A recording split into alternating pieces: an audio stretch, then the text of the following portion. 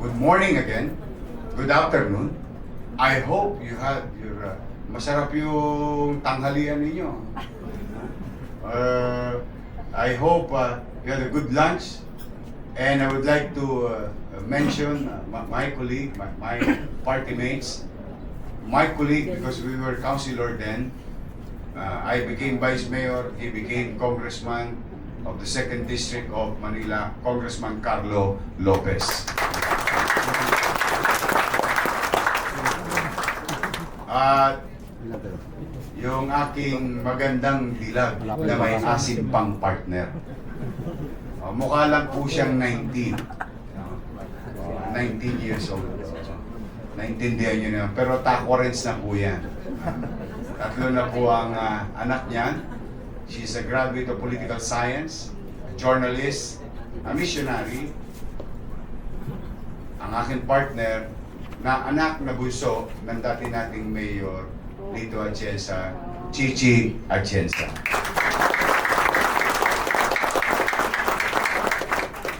To our president for 2023-2025 FCMS officers, Amelia Chan, Dr. Amelia Chan, President, Dr. J.B.R. Gutierrez, Vice President, Dr. Dennis Teo, Secretary, Dr. Jeneline Go, Treasurer, Alejandro Itan, PRO, Anita D. Hanolo, Dr. Immediate Past President. And to the Board of Directors, Dr. Tan Chu Chong, Dr. Maribik Tan Vera Cruz, Dr. Marlene Nable, Dr. Kenneth Alfonso Wong, Dr. Joanna Codilin, and Dr. Edwin Esta. Again, good morning. Yeah, I was tasked to discuss you politics in healthcare, the role of politics in healthcare. Well, politics has two perspective. Politics as politics per se. But politicians can create policy to particular to health sectors. You know, I for one, since I entered public service at the age of 23. Yes, 1998. Matagal lang po ako sa pamahalaan. Mukha lang po akong bata.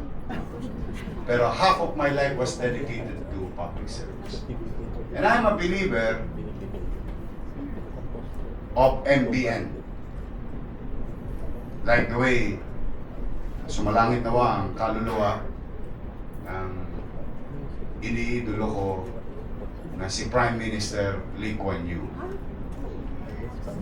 MBN speaks of minimum basic needs. And when we speak of minimum basic needs, we talk about housing, healthcare, education, and jobs. Now, speaking of healthcare, let me take this opportunity to personally huli man daw at magaling dahil hindi ko po kayo nakita noong panahon ng pandemya.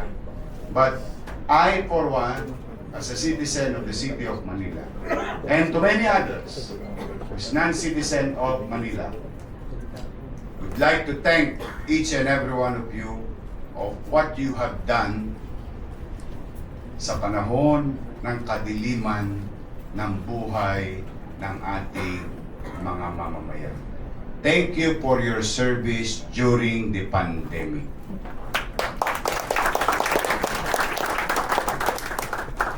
And we are also, malaki rin ang utang na loob natin sa mga kasamahan natin sa field of medical profession na nasawi. In our own little way, in due time, I think we can give back some honors to those who are involved in keeping our patient or victim of that dreadful disease coronavirus. Someday, maybe. But also we are grateful to them. We will not forget those who paid the price, the ultimate price of fulfilling your love, your dreams of being a medical practitioner.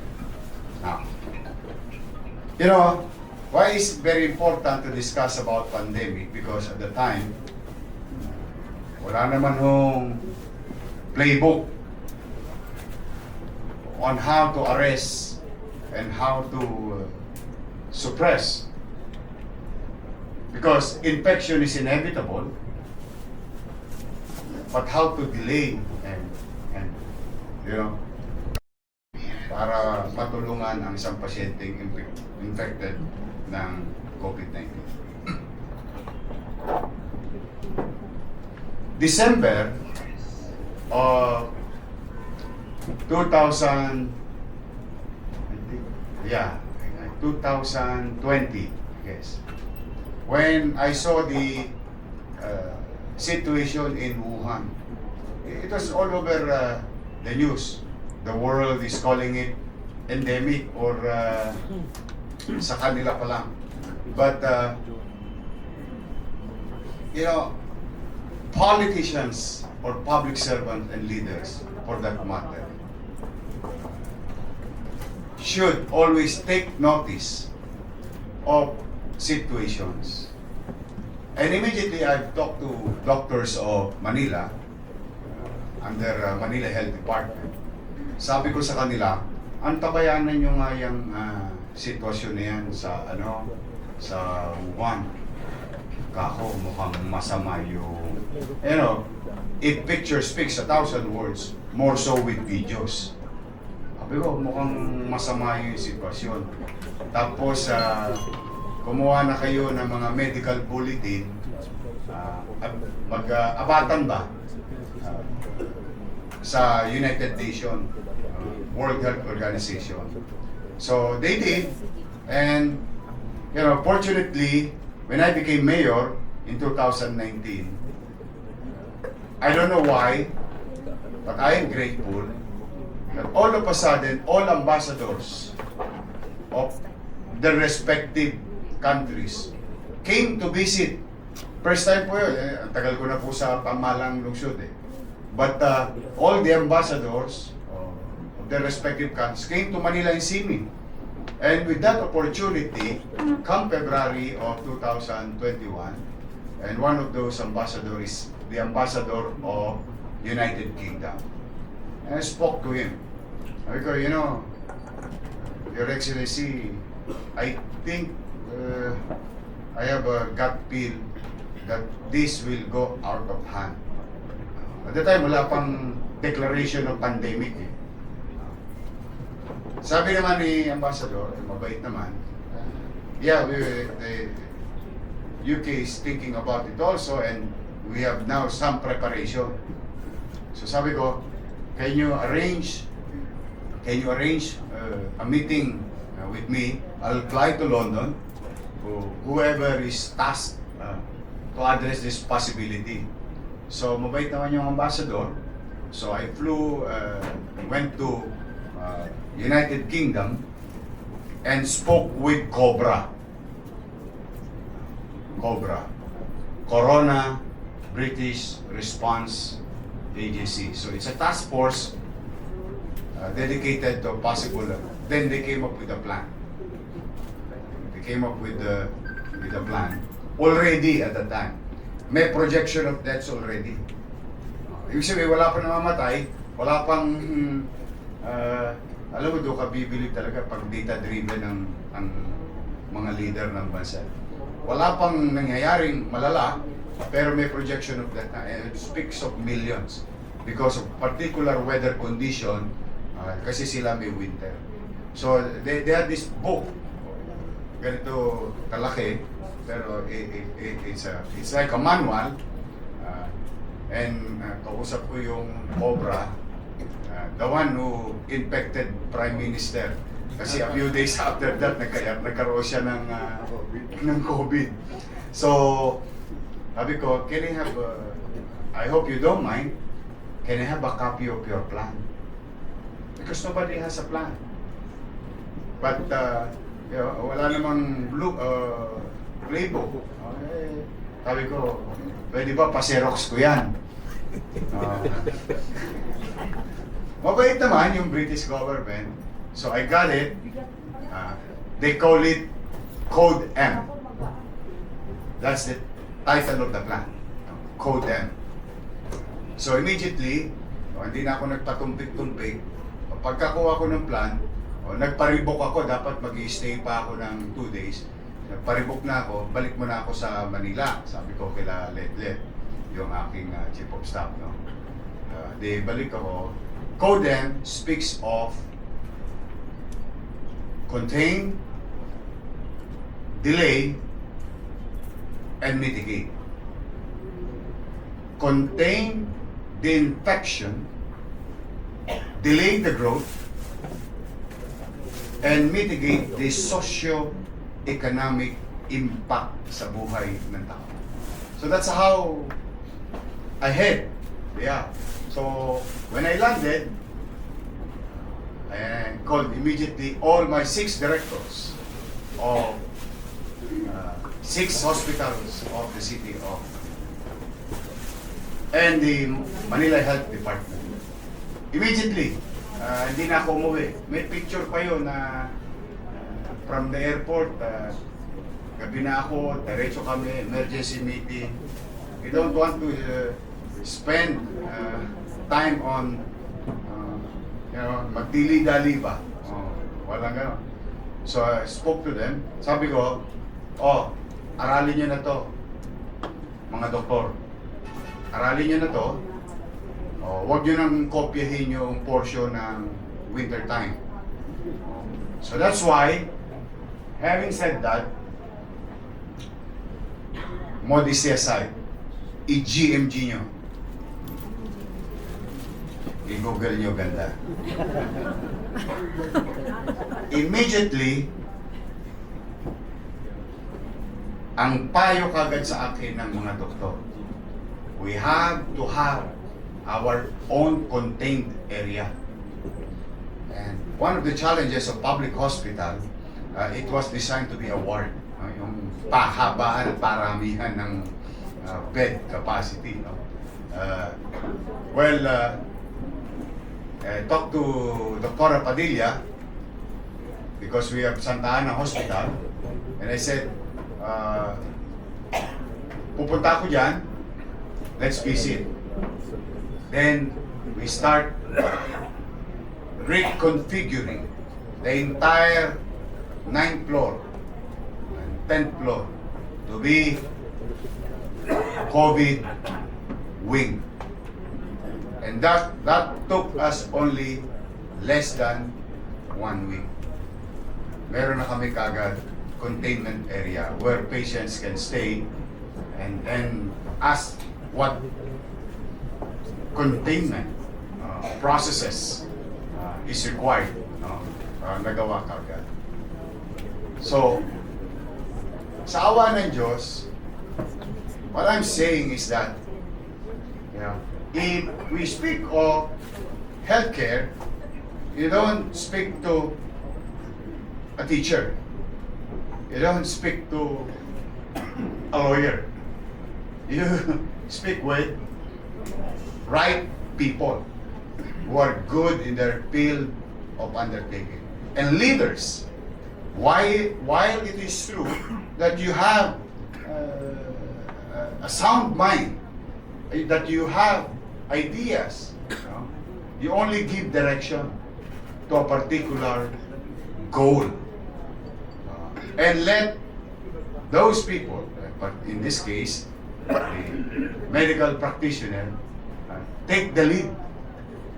Alam po ninyo, we are the only city, and I guarantee this hospital, for so many instances, punong-puno ito. Nasa parking lot ang mga pasyente ninyo. Alam niyo saan sila napunta? Sa Santa Ana Hospital. Awang-awa ko dito sa hospital na to. Itong parking lot ninyo na to. nakapila yung COVID patient yan dahil hindi na ma-accommodate ng yung the capacity to receive such infected patients. Then Santa Ana Hospital became the center. Modesty aside, I don't owe it naman eh. It's my director of hospital, the doctors, the infectious disease doctors in that hospital became the center. Naging ano siya, naging simbolo on how to prepare and care for COVID patient. Having said that, we start reconfiguring other hospitals also based on our experience, based on how quick, and it's not that rocket science reconfiguring our hospital wings. No? Then, one time, there is also influx. I think that is, correct me nga if I'm wrong, the Delta era. I think that's the worst part of those years, the Delta. Doon ako nagka-COVID eh. Kami dalawa nung kasalukuyang alkalde. Doon ako nadali. I saw again the situation in India. Dito marami nagtampo sa aking ospital at saka local government unit. I saw India situation wherein yung mga pasyente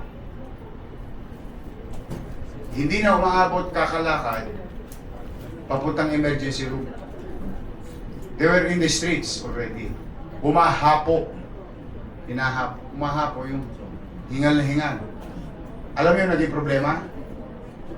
Lack of oxygen. So when I saw that,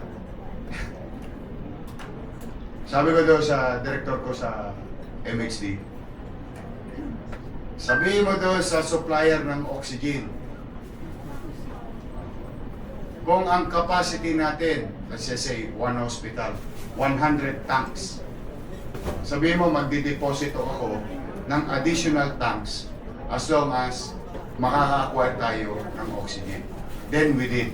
We did stock so much oxygen in our 6 hospital. Kaya nung nagtampo yung iba, wala na raw silang mabilan.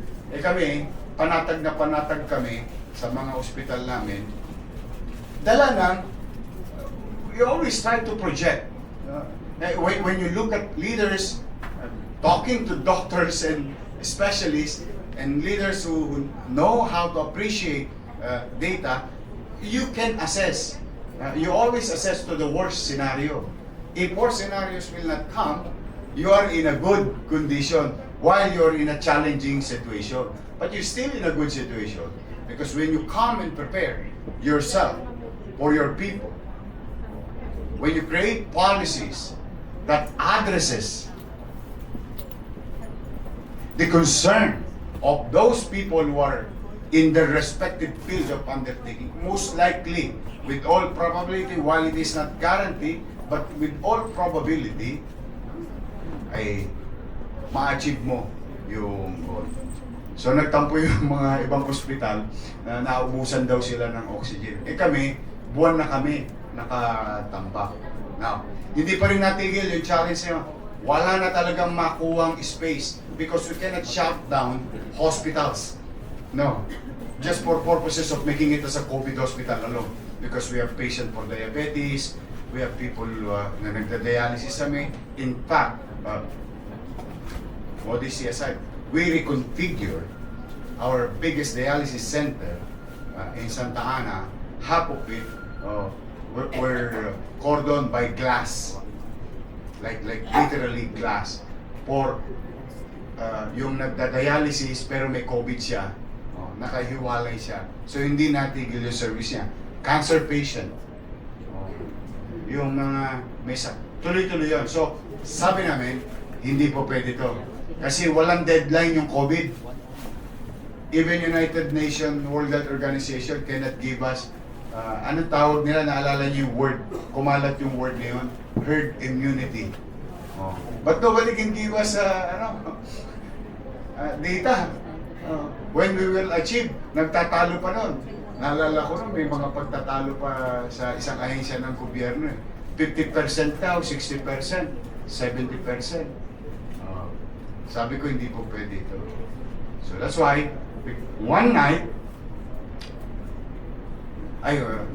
baka lang nagugulat kayo, laging gabi nangyayari noong pandemic. You know why? I never, ever see my family for 3 months. Not a single night. Not a single day. Just to visit my family. That's the price you have to pay in public service sometimes. Buti na lang may FaceTime. Buti na lang may technology. So baka lang nakukonfuse kayo kasi ganito lang, i-atras ko lang ng konti. We do plan at night because we get report. We plan at night, we implement in the morning, we assess. If we fail, we plan again, then babaguhin namin, we implement in the morning, then gabi, report ulit. Magre-report lahat sa akin yun, gabi. Then, pag tumama kami, nag-escalate kami. Ini-escalate kagad namin. Then sabi ko, hindi po pwede na aasahan natin yung ating ospital lamang. Then, awa ng Diyos, sabi ko doon sa direktor ng National Park, pero talaga, magaling talaga itong mga doktor. Doktor to. Ito yung key ng success ng idea na to. Doctor and nurses and ano yan? Yung infectious doctor. Ayun. Sabi ko doon sa Rizal Park, kasi it's a different government, while it is in the city of Manila, it's under the different jurisdiction. Now, sabi ko, pwede ba pahiram ng Burnham Green? Alam niyo po yung Burnham Green. Are you familiar with Luneta? You know Grandstand? In front of it, there is what you call Burnham Green. Like grass. O sabi sa akin ng direktora, anong gagawin mo? Magtatayo ako ng ospital. Huh? And they were afraid. Sabi, may mga may mga resistance. Hindi, matatakpan yung si Jose Rizal. Sabi ko doon, alam mo kung nabubuhay si Jose Rizal, wala siyang pakialam. Gawan nyo ng ospital yan dahil para sa tao yan. Kaya lang, hindi naman makakapagsalita si Jose Rizal. I think Dr. Jose Rizal will not mind putting up a hospital. Pero, nung kalaunan, ipinakita ko sa kanila, disenyo ko. I saw a video in China. Ginawa nila isang building. Ito building naman yung ginawa nila. Sabi ko, Kako, alam niyo yung International Space Station? Yung kausap ko yung mga architect, doctors, architect, and engineers. Sabi ko, the International Space Station, it's modular. I have an idea wherein a 40-footer container can be converted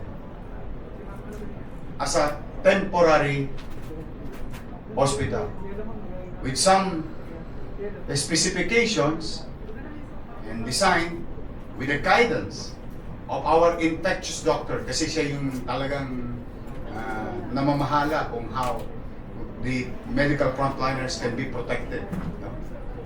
You know, nobody believe. Hindi naman nobody. Maraming siguro, maraming mayors. Hindi, mahirap yan. Sabi ko, mahirap yan. I'd rather fail on doing something than fail doing nothing. Because mabubulo na lahat ng ospital. MCM, punong-puno na. Kayo, punong-puno na. Yung Manila Doctors, punong-puno na. Yung sa Masangkay, yung Metropolitan, punong-puno na. Ang lalaking ospital nito. PGH, tapos yung 6 namin. No, we have to build one. So, sa awa ng Diyos, nakumbisi ko yung national government, yung mga doctors, which is very eager, kasi they need space, and the engineers and architect who disagree initially. Oh. You know what? Sabi ko, di natapos yung plano.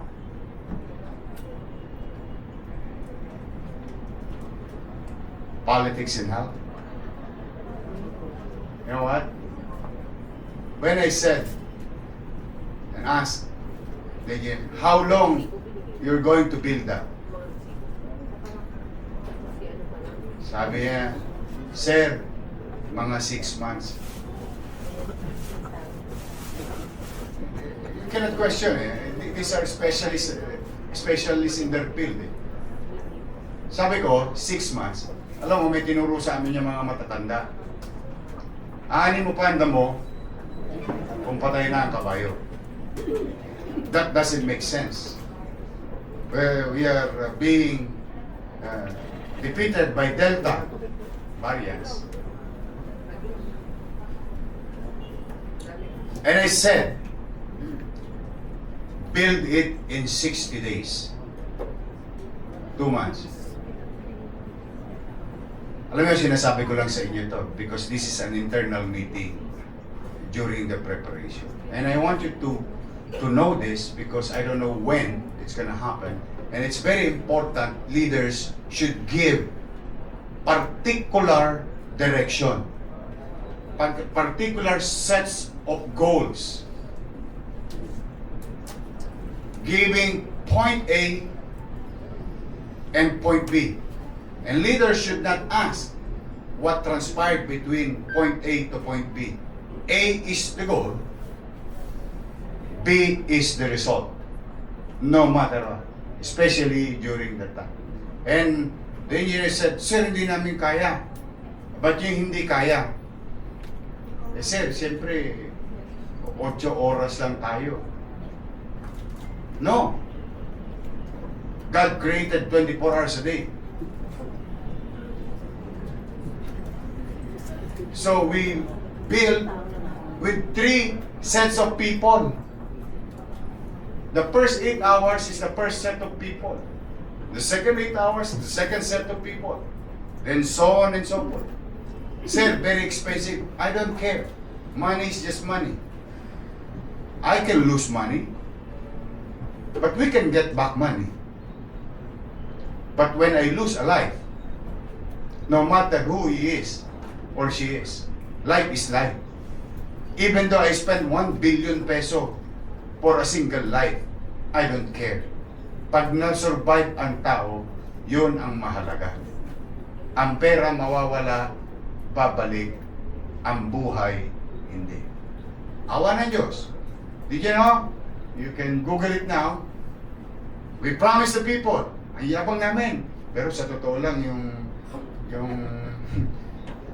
nervous ko. Andi dito. I stood in the grounds of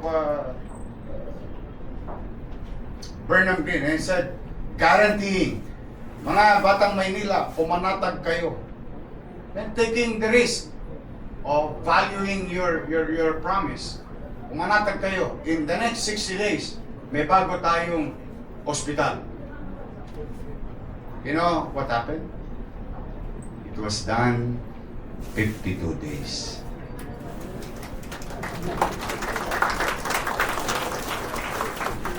Sa ika-53 araw, we are fully operational.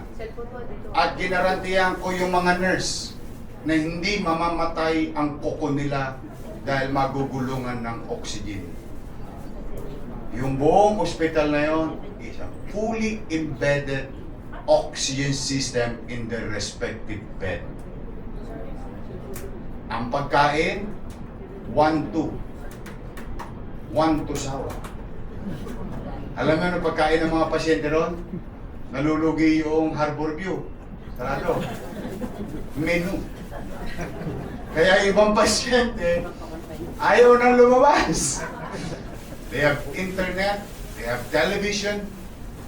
The modular system of creating communication wherein you're limiting the exposure or in close interaction of nurses and doctors because we created a central, what you call, I call, backbone.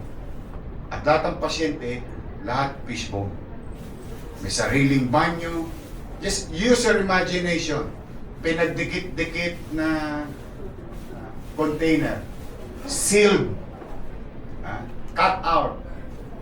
Refurbished.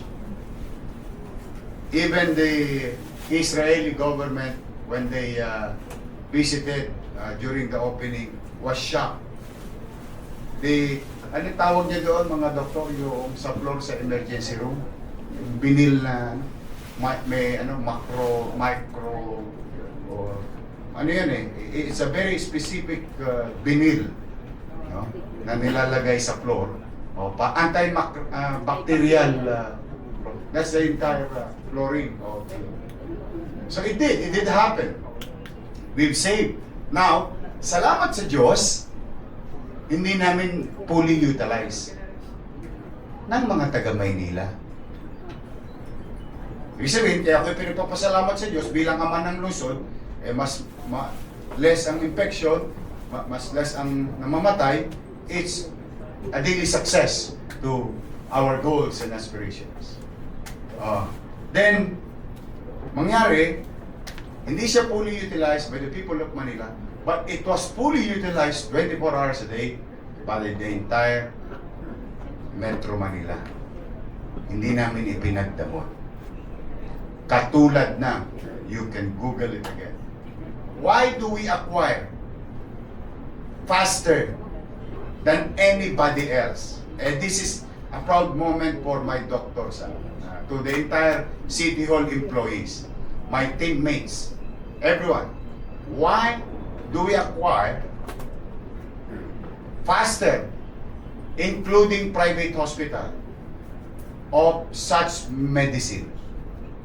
Molnupiravir, Remdesivir, Tocilizumab, lahat na ng mga may hirap na pagsasalita ng gamot, nakabisado ko. Why do we acquire fast or faster than anybody else? You know what? Bumubuka pa lang yung bibig ng speaker, noong World Health Organization officer. We are now recognizing as an intermediary medicine this generic name ba tawag yan? This product, this can suppress and help at least recover 20%, 30% those mga medium or light and severe. Alam niyo po bakit? Nagsalita pa lang niya, dahil we run the government 24 hours a day, pagtapos niya mag-announce, kinumpirma niya, tatawag na kami sa FDA. Meron na ba yung please help me with the word, medical term yun temporary, yung gamot kailangan isertipikan temporary permit or something. Ano yan? Registration. Basta yung gano'n. Pag sinabi doon, pwede na po, maghanap na kami ng supplier. That very moment. Kaya nakakakuha kami. Now, bakit namin naubos? Because I have 2 million Manileños. I have 2 million Manileños. Good thing for Binondo. They have buildings and properly segregated themselves by natural acquisition of such asset. No? Kasi maayos ang mga pero may mga area tayo. Parola, Paseco. Di ba ang number 1 rule is distance? Paano tayo magkaka-distance sa 10 square meter, 7 nakatira? So that's why we wanted to acquire and acquire. Pero ito na naman ang maganda. Talaga marami akong pinapapasalamat sa Diyos. Alam mo ba most of it, hindi rin nagamit ng taga Maynila? Most of it, because we share. We share anywhere. As far as Pangasinan and as far as Bicol in north and south of Luzon. Then as far as Mindanao. Dahil nagkaroon ng plight, no, lalo na yung mga emergency, pinasasabay namin yung Remdesivir, Tocilizumab, tsaka Molnupiravir, no, naibigay namin. Now, then, we finish the first. While doing this, simultaneously, feeding our people under the M, the M letter in the plan. Code, contain, delay, and mitigate. Mitigate the socio-economic impact. Sa Maynila, itatangos naman po namin ang ilong bilang pamahalaang lungsod. Wala pong nagutom sa Maynila noong pandemya. Mayaman, middle class, mahirap. Ipinaramdam namin sa mga taga Maynila, mayaman ka, maaaring hindi mo kailangan, pero kasama ka sa radar namin. You're part of the society. You're part of the community. You pay taxes. This is the time that we will make you feel that you belong to our community. Kaya nung araw, yung food boxes, you can see it everywhere. Monthly, for the next 6 months, an additional 2 months. Alam mo dito sa Maynila nung araw na uso yung online sa o yung ibang food box natin nasa online na. Binebenta na. Which I don't mind. Basta ibinigay ko sa iyo pagkain mo, iyon na yan. So my point is, walang nagutom sa Maynila.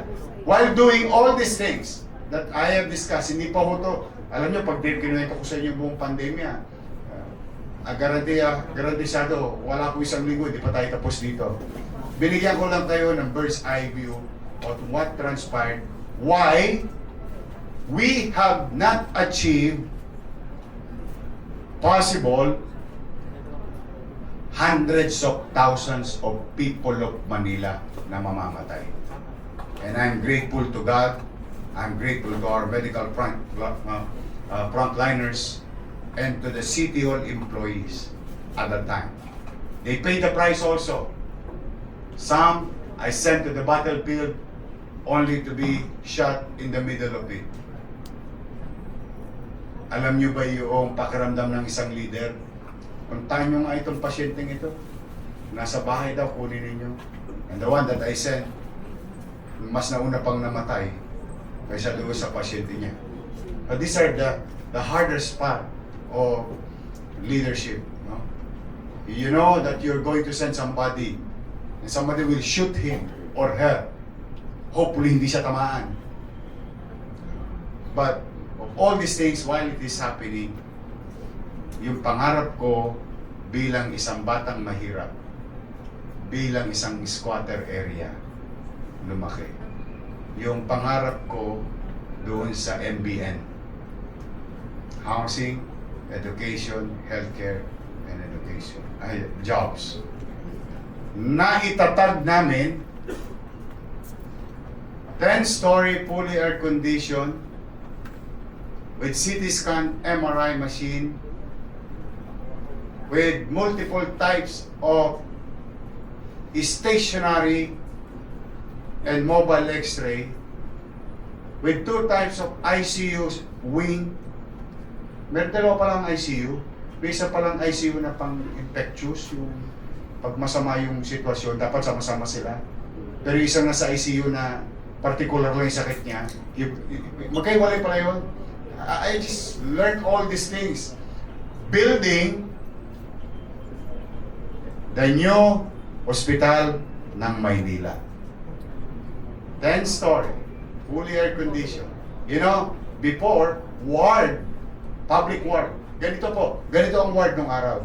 Lamesa, isang pasyente, hanggang doon sa dulo. Gaya ng public ward. But with what we did, sa isang ward, 6 bedroom, fully automated. Fully embedded oxygen and suction system. Kasi ang problema sa public hospital minsan, naawa ko sa ibang nurse. Okay. Kasi pag kulang na yung mga utility, pinagugulong yung oxygen. Mali. Durog ang kuko. So, those experience of mine, came up those idea. Tapos alam nyo ba ito? Sana lang talaga. Sana lang itinuloy nila. Alam mo ba doon yung pasyente? Katawag ng nurse. Katulad ng private hospital. You just press the button. In your bed, the nurse will come. Sa isang room ng ward, 6 bedroom, 2 toilet, 2 air conditioning system, 2 washroom area. That's how premium it is to be hospitalized in Bagong Hospital ng Maynila, being a poor person. At mamimili ka ng view. Manila Subview, Manila Bay View. It's full glass. It's all glass. MRI, alam niyo na nakita ko yung MRI. Mabanggitin ko lang to saglit, no? Kaya bakit tayo may MRI, may CT scan? I don't know if you will agree with me. No matter gaano kagaling ang doktor, kung walang proper diagnosis, hindi niyo malalaman ang tunay na karamdaman, bakit siya may sakit. Tama, mali. That's why you need this type of machines. And this costs money to a poor. I mean, mabigat yan. Noong araw, ang CT scan, abdomen, ito this, 5,000. Pag dito, 8,000, 10,000. CT scan to, ano yung mga, cranial? Meron pa nun nakikita ko yun, mahilig kasi ako magpasyente, although hindi po ako doktor. Tapos, mas mahal, MRI machine. MRI, pagpapa-MRI. Very expensive. But we have it. Pasensya lang kayo, parang hindi nyo lang nababalitaan, hindi pa yata namin nagagamit. Pasensya na kayo, hindi po ako mayor ngayon. I'm just saying, kasi baka kasi nagsisinungaling ako dito Ba't hindi namin nababalitaan? Ba't hindi namin alam? May mga pasyente kami rito may hihirap. O baka sira ang MRI namin, o pwede namin ipadala sa Hospital ng Maynila. Because when it was being built, alam mo, ni-reverse ko. Dati, politiko nakikialam sa bibilihing makina. For purposes of picture taking. For purposes of my billboard. No. You know what we did? The doctors, anong tawag niya doon sa division? Cardio department. Yon, department. Halika kayo lahat. Maupo kayo dyan. Wishlist. Wishlist. Ito literal po ito. Wishlist. Including brands that you know. Including brands that you know. Na gusto ninyo, pangarap ninyo. Ay, nabili po lahat yun. Ipinangutang ko po lahat yun Nabili lahat. Kasi to improve and to better our medical facilities, healthcare facilities. Because you saw it already in pandemic. The best thing that you can do is to, when you create one, you build a larger, better, efficient. Yun. At ang isang pangarap ko doon, pansinin niyo po yung hospital na yon, may helipad. I-google niyo po ito. May helipad. You know why? Before pandemic, nangarap ako, ay tatayo ko yon, pero ipi-premium ko. Bibili tayo ng Medivac. That would cost your money, taxpayers' money, almost 280 million pesos for one helicopter. Medivac helicopter, bibili ko yun sa London, yung Bell. Anong reason? Giving more premium and value to every life. Imagine, Manila, most of us here ay dayo na. At lahat tayo may mga kaanak sa Bicol, o Pangasinan, o La Union, far away lang. Kung inatake, na stroke, ang iniinom nila lang gamot na lang, Yakapsul. Kispirin. Himas dito, himas doon. But you doctors, medical practitioners, you have this principle, yung golden hour, that we can still, make quality of life of a stroke patient, or whatever situation. Ang problema pag biniyahin mo yun, from Bicol, going to Heart Center, ang susunod na kakantay mo doon, Hallelujah, Hallelujah. So it's exercising infidelity. So I want to make the people of Manila be proud of their city, that we in the city of Manila, whoever our family, wherever they are, the city of Manila will address and give premium to each and every citizen of the city. Mahirap, middle class, mayaman. Sa Maynila, lahat pantay-pantay na bibigyan ng pagkakataon ng patas na laban. Yun po ang goal. Now, I don't want to bore you. I know you have my schedules to do.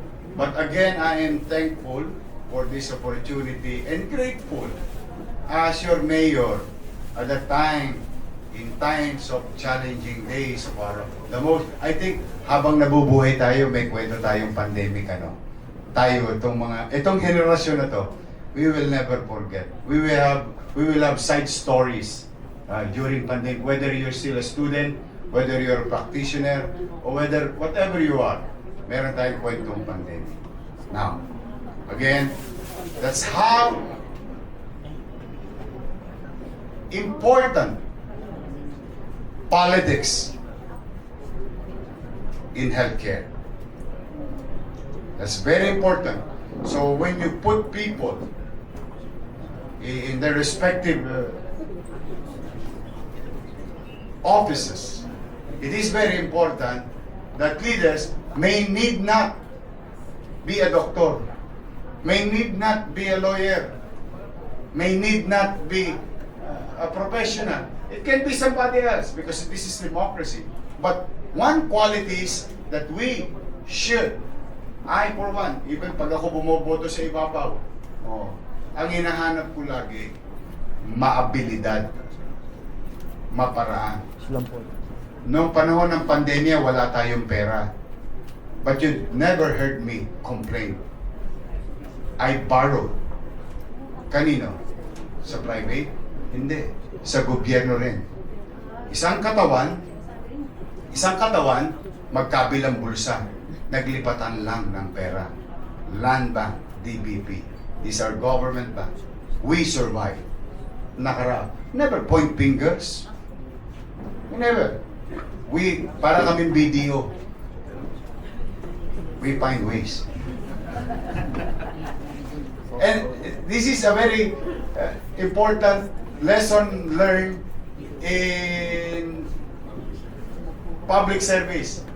The ability to create and imagine things and utilizing people good and very good in their respective field of undertaking, and a leader who would listen. Ito, naku, maraming bingi sa gobyerno, maniwala kayo sa tagal-tagal ko sa pamahalaan. Yung mas nauuna yung ipipilit niya yung idea ng yung leader, ipipilit niya yung idea niya, but those people in their respective field of undertaking, who knows better than the leader, yun ang sinishare kong lesson sa inyo, because maybe someday baka gusto nyo rin maging konsehal, gusto nyo rin maging congressman, gusto nyo rin maging mayor, gusto nyo rin maging public service. Sometimes mas mabisa yung nakikinig, because at the end of the day, the back stops to you. You will bring people, pull people, and go towards to a particular direction. Hindi shotgun.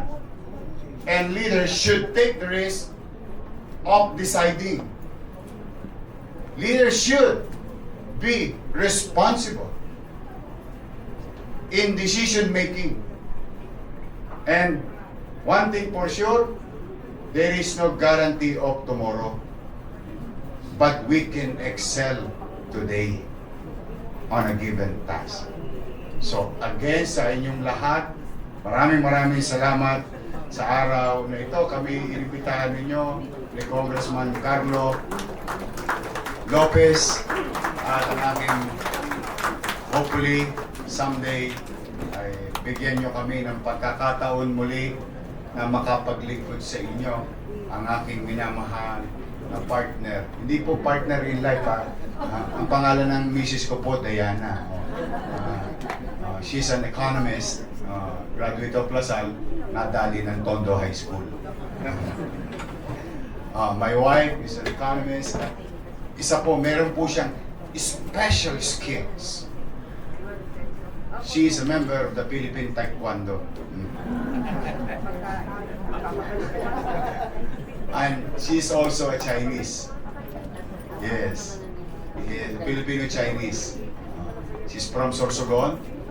Kaya Ditan yan eh.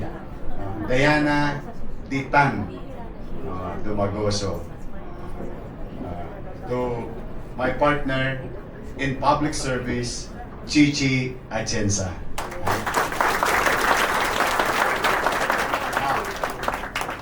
I hope someday, which I have to be honest with you, at the very least, I have to be honest with you, because yung iba sa inyo dito, mga taga Maynila, yung iba naman dito siguro may kamag-anak sa Maynila. I have to decide in the coming 6 days.